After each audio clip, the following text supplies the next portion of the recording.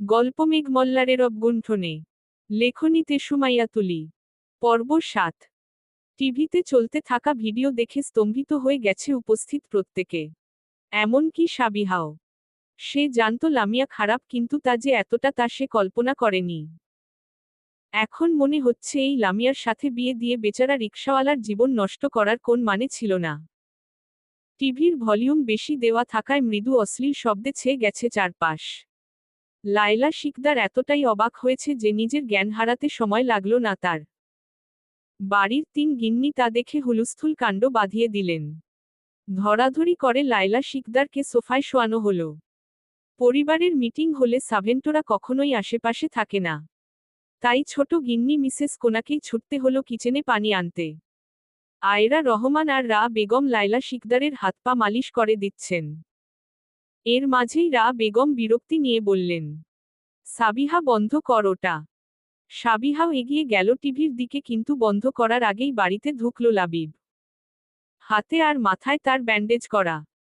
আজ সে রকিকে হুমকি ধামকি দিতে গিয়েছিল, কিন্তু ব্যাটা তার দলবল নিয়ে মারামারি বাঁধিয়েছিল, তাই বাধ্য হয়ে লাবিবকেও মারামারি করতে হয়েছে।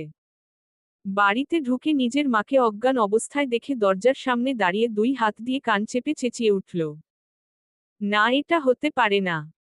আম্মু, তুমি আমাদেরকে ছেড়ে এই অকালে চলে যেতে পারো না।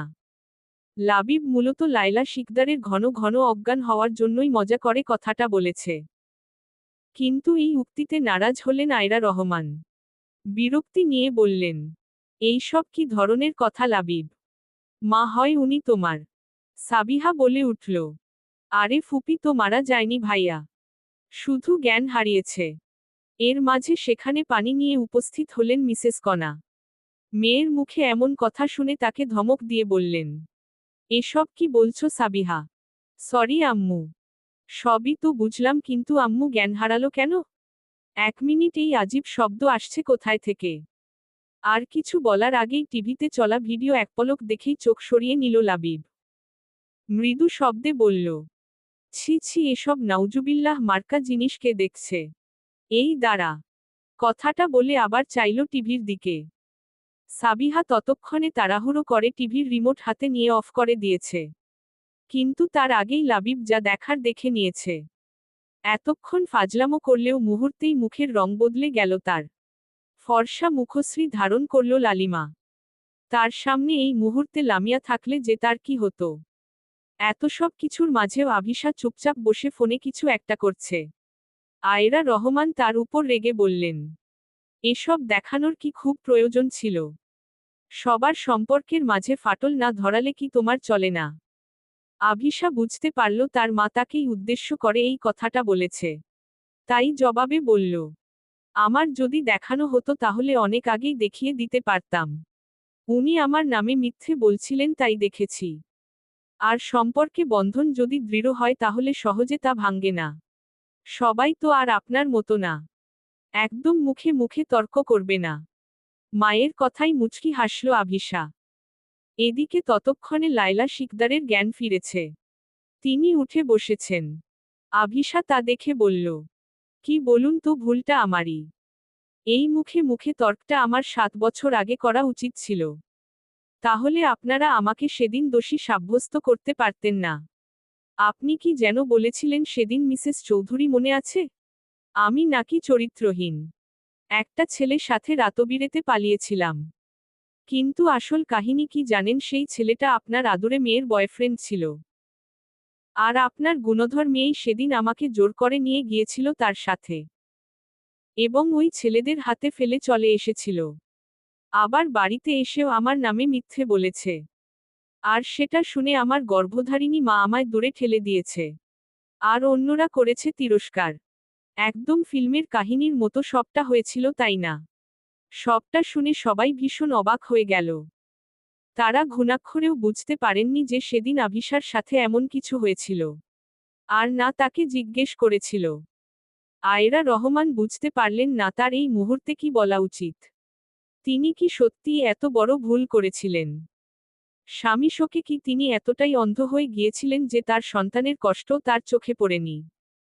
অপরদিকে লায়লা শিকদার তখনও দমে যেতে নারাজ। তাই আভিশার কথার বিরোধিতা করে বললেন, একদম মিথ্যে কথা বলবি না। লামিয়া এমন কিছুই করেনি। আর এই ভিডিওটা মিথ্যে। তুই এটা এডিট করে বানিয়েছিস। তাহলে আপনার মেয়েটা এটা দেখে ভয় কেন পাচ্ছে মিসেস চৌধুরী? তুই। লায়লা শিকদার আরও কিছু বলতে যাবেন তার আগেই গর্জে উঠল লাবিব। এনাফ ইজ এনাফ আম্মু। এত কিছু পারেও তোমার সবকিছু মিথ্যে মনে হচ্ছে।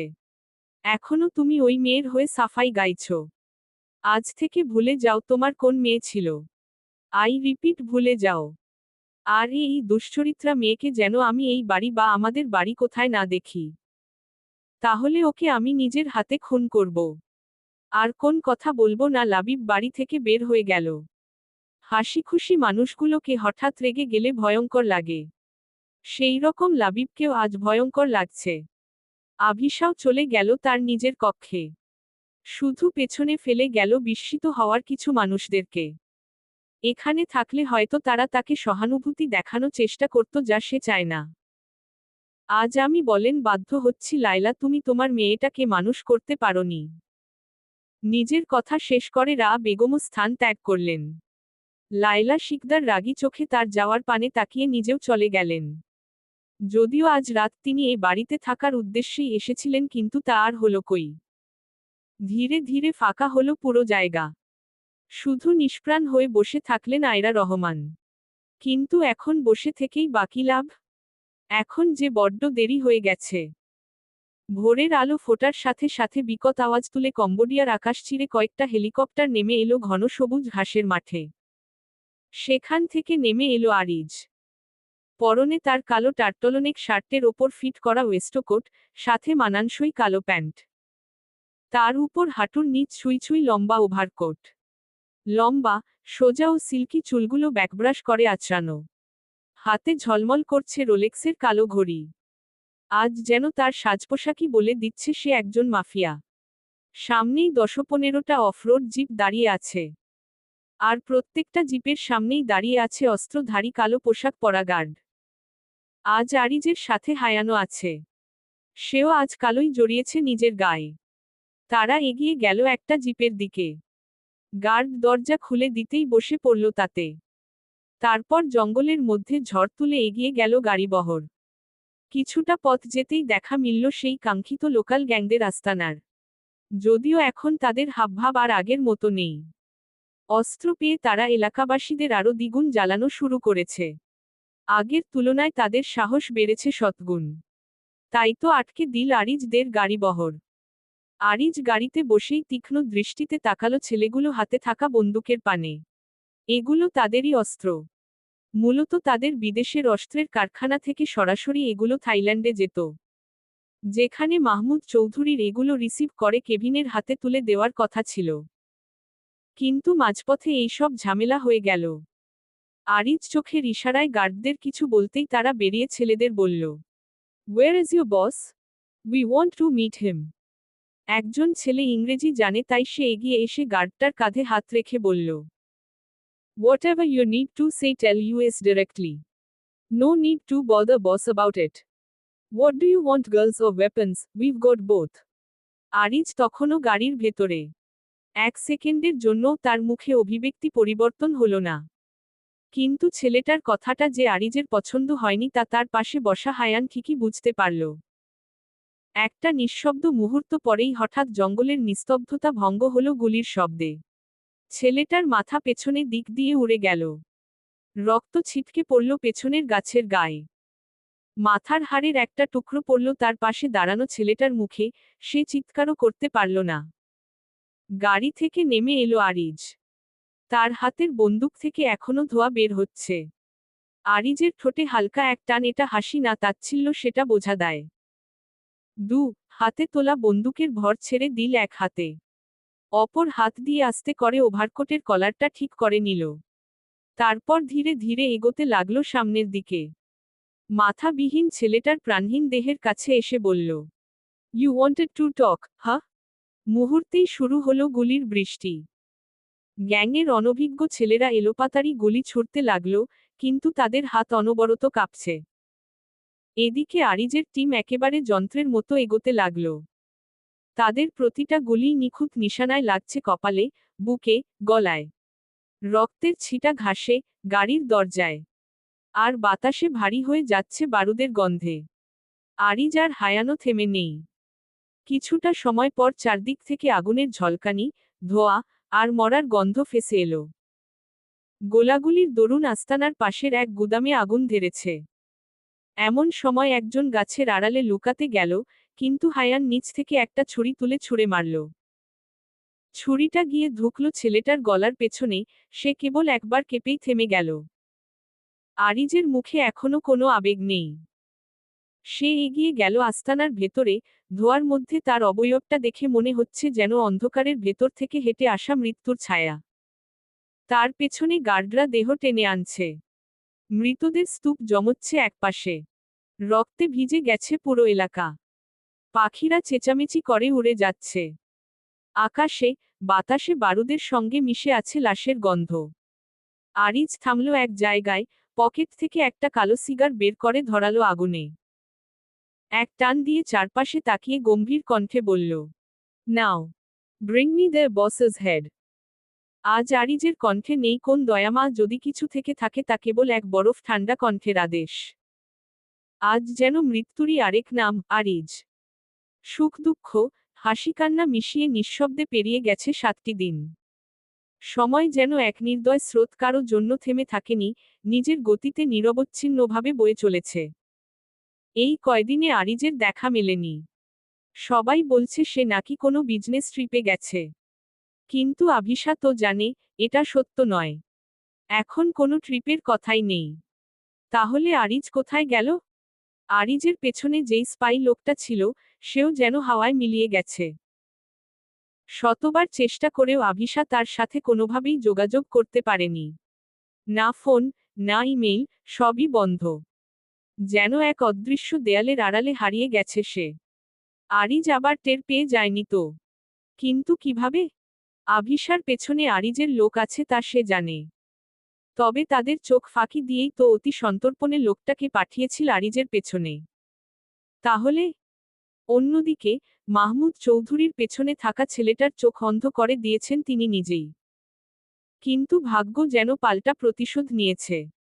নিজেও মারাত্মকভাবে আহত হয়ে এখন হাসপাতালে মৃত্যুর সাথে লড়ছেন। তবুও এই খবর পরিবারের কেউ জানে না, আভিশা ব্যতীত। আবার বাংলাদেশে কোম্পানির টাকা পরিশোধ না করায় মাহমুদ চৌধুরীর নামে ইতিমধ্যে ওয়ারেন্ট জারি হয়েছে। তাই আভিশা চেয়েছিল পুলিশকে তার ঠিকানা বলে দিতে। তবে তা সম্ভব হয়নি। কে বা কারা জানি মাহমুদ চৌধুরীকে থাইল্যান্ড থেকে অন্যত্র সরিয়ে নিয়েছে।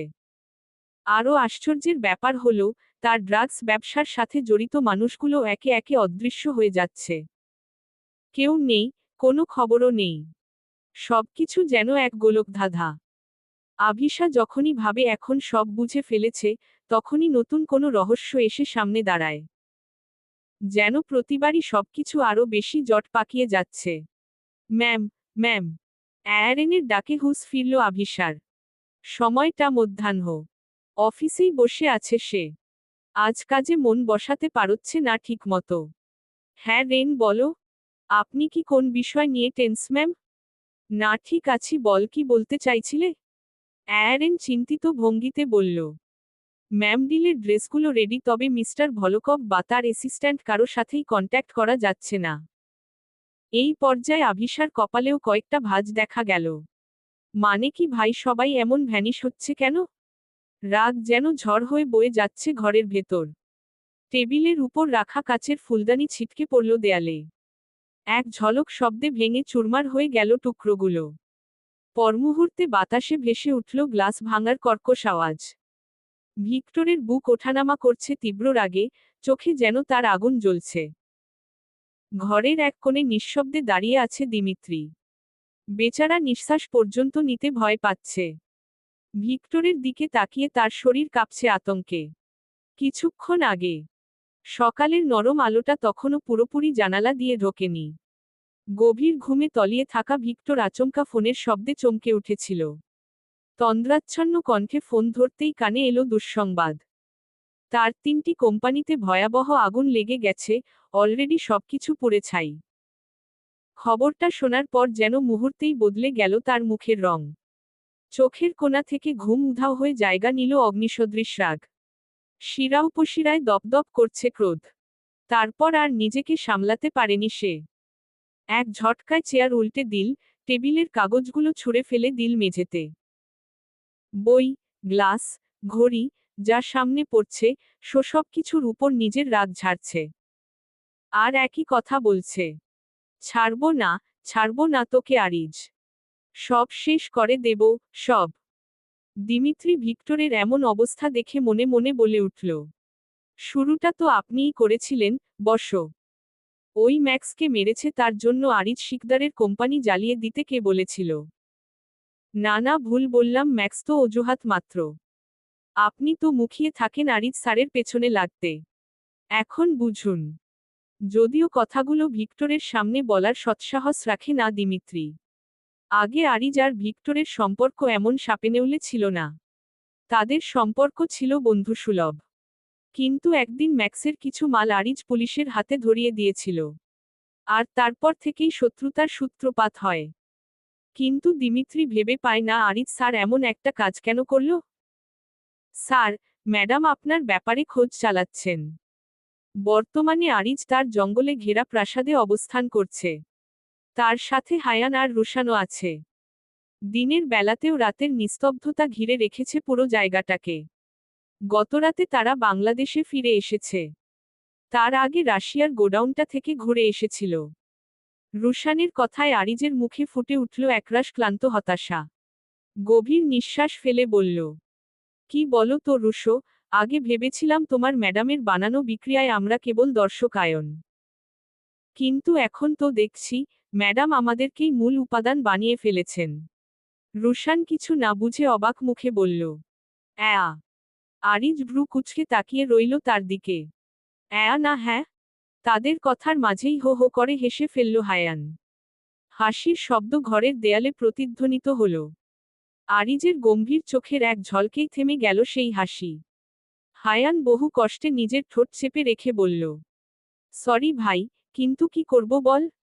যেই মেয়ের পেছনে তুই একটা গোটা স্পাই টিম লাগিয়ে রেখেছিস, সেই মেয়ে কিনা এখন তোর পেছনে লোক লাগিয়েছে, ভাবা যায়? তবে যাই বলিস ওই ব্যাটা অ্যারেন কিন্তু অনেক চালাক। অনেক তথ্য জোগাড় করেছে তোর ব্যাপারে। হায়ানের কথায় আরিজ শান্ত, কিন্তু দৃঢ় কণ্ঠে উত্তর দিল, যতটুকু আমি জানতে দিয়েছি, ততটুকুই জেনেছে। এর বেশি না। আর তুই আমার দিকে এত নজর না দিয়ে তোর পাখির দিকে দে। তার মন কিন্তু অন্য দিকে উঠছে। এই কথায় মুহূর্তেই বদলে গেল হায়ানের মুখের ভাব। হাস্যোজ্জ্বল চোখে এখন জেগে উঠেছে রাগের আগুন। গম্ভীর কণ্ঠে বলল, এই সপ্তাহেই আম্মু আসছে। ডিরেক্ট বিয়ে করে নেব। আর তুই ওই অ্যারেনকে সরাচ্ছিস নাকে? আরিজ ঠান্ডা গলায় উত্তর দিল, ওর মধ্যে কোন সমস্যা নেই। চাঁদকে বোনের নজরে দেখে বলেই বেঁচে আছে ও। না হলে ওর অস্তিত্ব এই পৃথিবীতে থাকতো না। তাছাড়া ছেলেটার কোন খারাপ অভ্যাসও নেই।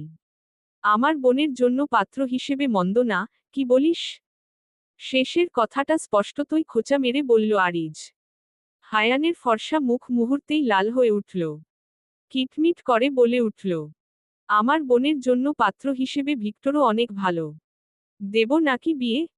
কথাটা শেষ হতেই হায়ানের মুখে সজোরে পড়ল আরিজের ঘুষি। হায়ান নিজের টমেটোর মতো লাল হয়ে যাওয়া নাকটা চেপে ধরে বিড়বিড় করে বলল, শালা, নিজের বেলায় 16 আনা বোঝে। আরিজের চোখ তখন অগ্নিশিখার মতো জ্বলছে। গর্জে উঠল সে, আর একবার এমন উল্টোপাল্টা কথা বললে মুখ ভেঙে দেব তোর। আর এমনিতেই ওই ভিক্টরের চ্যাপ্টার আপাতত ক্লোজ। আরিজের কণ্ঠের দৃঢ়তা শুনে হায়ান একটু থামল, তারপর হালকা গলায় বলল, 1 মিনিট। তুই প্রতিশোধ নিতে ভিক্টরের কোম্পানিতে আগুন দিসনি? নায়রার দিকে নজর দেওয়ার জন্যই এমন করেছিস তাই না? আরিজ কোন উত্তর দিল না। তখনও যে তার রাগ কমেনি। হায়ান অবশ্য কোনো উত্তর আশা করল না। কারণ তার যা বোঝার, সে বুঝে গেছে ইতিমধ্যেই। এদিক আরিজ চুপচাপ বড় বড় পা ফেলে নিজের রুমে চলে গেল। যাওয়ার আগে সিঁড়ির অভিমুখে রাখা সোনালি রঙের ড্রাগনের ভাস্কর্যে লাথি মেরে ফেলে দিয়ে গেল। নিচে পড়ে মুহূর্তেই ভেঙে গেল সেটা। হায়ান আর্তনাদ করে ছুটে গেল সেদিকে। কত শখ করে গত বছর চায়না থেকে কিনেছিল সে এটা। তার মা আবার এসব ভাস্কর্য বাড়িতে রাখবে না, দেখলেই ভেঙে ফেলবে, সেই জন্য সে এখানে এনে রেখেছিল। কিন্তু কি হলো, সেই আরিজের রাগের কাছে তার শখের ভাস্কর্যটাকে মৃত্যুবরণ করতেই হলো। শক্ত চারপায়ার উপর বসে নিজের পায়ে মালিশ করছে আর গুন গুন করে কান্না করেছে লামিয়া। ওই কলপারে গোসল করতে গিয়ে পিছলে পড়ে কতবার যে সে তার পা আর কোমরে ব্যথা পেয়েছে তার হিসাব নেই। তার জীবন যেন দিন দিন দুর্বিষহ হয়ে উঠছে। এদিকে তার মায়ের কোন খোঁজ নেই। 7 দিন আগে ফোন দিয়ে তাকে অনেক ঝেড়েছে লায়লা শিকদার। লামিয়া তো ভেবেছিল আর হয়তো তাকে সাহায্য করবে না, কিন্তু না, এরকম কিছুই হয়নি। 2 দিন পর নিজে থেকেই ফোন দিয়ে বলেছেন যে করেই হোক লামিয়াকে এসব থেকে বের করে আনবেন। ততদিন যেন সে ধৈর্য ধরে, এই বাড়িতে আসার চেষ্টা না করে, কারণ তার বাবা এসব বিষয়ে কিছুই জানে না। তার ওপর লাবিব ভীষণ ক্ষেপে আছে লামিয়ার ওপর, আসলে হয়তো মারামারি বাজতে পারে। এভাবে চলতে থাকলে কিছুই হবে না, আমাকে কিছু একটা করতে হবে। আম্মুর আশায় থাকলে আমার আর এখান থেকে বের হওয়া হবে না। কথাটা বলে আশেপাশে তাকিয়ে দেখল হাবিবুল্লাহ কোথাও নেই। তারপর নিজের মনকেই শাসাল সে। কেন ওই লোককে খুঁজছে সে? আশ্চর্য। কথাটা ভেবে উঠে দাঁড়াতেই কোমরে ব্যথা করে উঠল। ও মা! হালকা হাতে কোমরটা বুলিয়ে দিল একটু। এই কোমর ব্যথা শুধু কলপারে পড়ে যাওয়ার জন্য হয়নি, ওই শক্ত খাটটাতে থাকার কারণেও হয়েছে। কিন্তু একটা বিষয় তার কাছে আশ্চর্যজনক লাগে, এত দিনেও হাবিবুল্লাহ কখনোই তার সাথে এক খাটে ঘুমায়নি বা এসব বিষয় কিছু বলেনি। সে মাটিতে মাদুর বিছিয়ে শুয়েছে। মাঝে মাঝে তো তার সন্দেহ হয় এই হাবিবুল্লাহ আদেও রিকশাওয়ালা তো নাকি আবার নায়রার ঠিক করা লোক। হ্যাঁ গো হাবিবুল্লার বউ, তুমি একটু আগে চেঁচাইলা কেন? তোমার কি কিছু হইছে নি? এই কণ্ঠস্বর শুনে বিরক্তিতে চোখ মুখ কুঁচকে উঠল লামিয়ার। এই মহিলারার বাড়ি হাবিবুল্লাহ এই বাড়ি থেকে একটু দূরেই। এই মহিলার কোন কাজবাজ নেই, দিনে 500 করে এসে লামিয়ার খোঁজ নিয়ে যায়। লামিয়া বিরক্ত হয়ে বের হলো না ঘর থেকে। অবশ্য তার ঘর থেকে বের হওয়ার প্রয়োজনই পড়ল না, তার আগে মহিলাটা ঢুকে পড়ল ঘরে। ওহো, পায়ে ব্যথা পাইছ বুঝি? লামিয়া বিরক্ত হয়ে বলল। দেখতেই তো পাচ্ছেন। লামিয়ার কথা শুনে মহিলাটা বিড়বিড় করে বলল। তা তো দেখতেই পাইতাছি হাবিবুল্লাহ পোলাডা কত শান্ত, আর বউটা পাইছে একটা দাঁড়ালি। কি বললেন? না না কিছু না। হুট করে কিছু একটা মনে পড়তেই লামিয়ার চোখ চিকচিক করে উঠল। নিজের কণ্ঠস্বর নরম করে মহিলাটাকে শুধালো। আচ্ছা, আপনি তো এই এলাকায় অনেকদিন থেকে থাকেন তাই না? হুট করে আমি আর গলার সুর বদল হওয়ায় মহিলাটা একটু অবাক হলো, তবে কিছু বলল না। সরল মনে উত্তর দিল। তা তো থাকেই। কেন? আরে না, তাহলে তো আপনি হাবিবুল্লাহ বাবা-মা সম্পর্কে অনেক কিছুই জানেন। একটু বলুন না, আমিও শুনি। আসলে আমি কিছুই জানি না তাদের ব্যাপারে। লামিয়ার কথায় মহিলাটা হেসে বলল। আরে না ওনাগো, আমি কেমনে চিনমু? হাবিবুল্লাহ তো এখানে এই ঘরটা কিনছেই তোমারে নিয়ে আসার কিছুদিন আগে। এই কথা শুনে মুহূর্তের মাঝেই লামিয়ার মুখমণ্ডল পরিবর্তন হয়ে গেল। তার যা বোঝার সে বুঝে গেছে।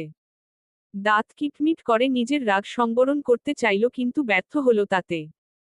চেঁচিয়ে উঠল সে। আমার সাথে এমন করার ফল তোকে খুব বাজে ভাবে ভুগতে হবে নায়রা। চলো নে।